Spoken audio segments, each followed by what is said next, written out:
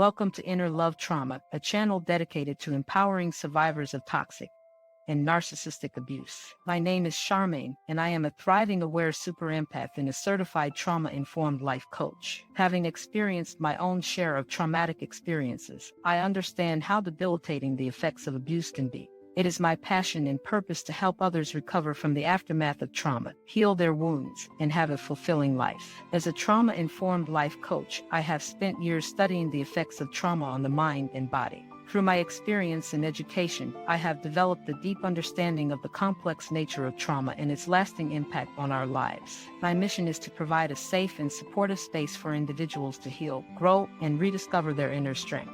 On this channel, you will find resources, strategies, and insights on how to overcome the emotional and psychological wounds of trauma. I firmly believe that we can all heal and thrive after trauma. It is my goal to help you tap into your inner power, embrace your authenticity, and create a life full of joy and purpose. Before we dive deep, if you are interested in making awesome videos like this one, check out PICTORY. All you need is a script. You can create a video in 15 minutes. Click the link in the description. Learn how to make $500 a day. So, whether you are just starting your healing journey or looking to deepen your understanding of trauma recovery, I invite you to join me on this path to inner love and healing.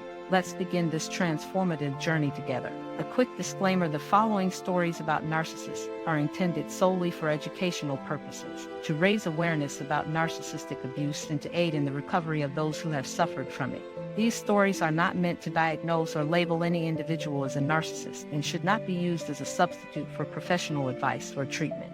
Now on the today's story is of a woman that meets a man who has a double diagnosis: narcissism and schizophrenia. Chapter 1: The Encounter. Samantha was always the type of person who tried to see the good in everyone. She was a kind and empathetic person who always tried to lend a helping hand. So when she met John, she didn't immediately pick up on his unusual behavior. John was charming and charismatic, and at first, Samantha enjoyed his company. They would talk for hours about various topics, and Samantha felt like she had found a new friend.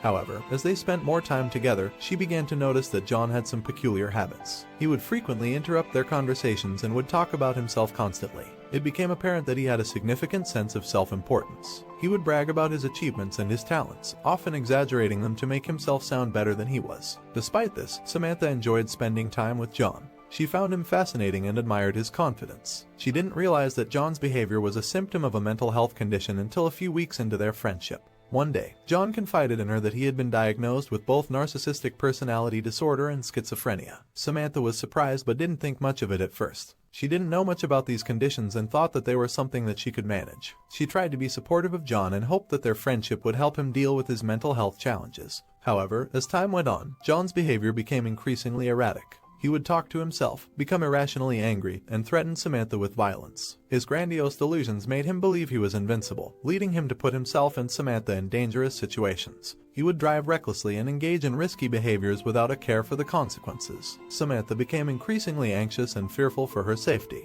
She realized that John's mental health diagnoses were not just a quirk or something that she could manage. She tried to distance herself from him, but he became possessive and began to stalk her, making her feel like she was being watched all the time. Chapter 2: The Dangers Unfold. As John's behavior became more unpredictable, Samantha found herself constantly on edge. She never knew when he would lash out or become violent. He would switch from grandiose delusions to paranoid ones, causing him to lash out at her and make her feel uncomfortable. Samantha tried to help John and get him the help he needed, but he refused to seek treatment.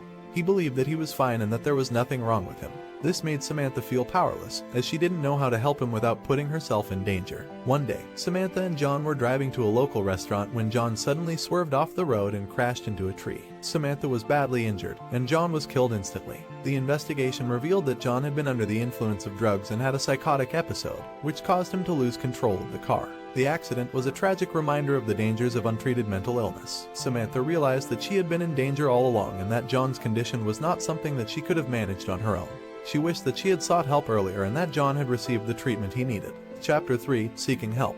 After the accident, Samantha struggled with feelings of guilt and regret. She couldn't help but wonder if she could have done something to prevent it. She decided to seek help from mental health professionals to deal with her trauma and to learn more about how to recognize the signs of mental illness. Through therapy, Samantha learned that she couldn't have saved John on her own. His condition was complex and required specialized treatment that she wasn't qualified to provide. She also realized that her own mental health had been affected by her experience with John. She had developed anxiety and PTSD, and therapy helped her understand how to cope with these conditions. Samantha also learned how to recognize the signs of mental illness in others. She became an advocate for mental health awareness and began volunteering at local organizations that provided support for those struggling with mental illness. She wanted to ensure that no one else had to go through what she had experienced with John. Through her advocacy work, Samantha met others who had been in similar situations. She found comfort in knowing that she was not alone and that there were resources available to help those in need. She also learned that it was essential to set boundaries and prioritize her own safety when dealing with individuals with mental illness. Samantha's experience with John was a difficult one, but it taught her important lessons about mental health and the dangers of untreated mental illness. She used her experience to become an advocate and help others who may be struggling. She hoped that her story would inspire others to seek help and support for themselves or their loved ones who may be dealing with mental health challenges. With time, therapy, and support from loved ones, Samantha was able to recover from the trauma of her experience with John. She learned how to recognize and manage her anxiety and PTSD symptoms, and she began to feel more like herself again. Through her advocacy work, Samantha found purpose in helping others and making a difference in the mental health community. She knew that she couldn't change what had happened with John, but she could use her experience to help others and make a positive impact. Samantha's recovery was not easy, but she found strength in the support of her loved ones and in her own resilience. She learned that it was okay to ask for help and that healing was possible with time and patience. In the end, Samantha's experience with John taught her valuable lessons about mental health, the importance of seeking help, and the need for advocacy and support for those struggling with mental illness. She hoped that her story would inspire others to speak out about their experiences and to seek help and support when they needed it most. Thank you for watching. Check out the next video.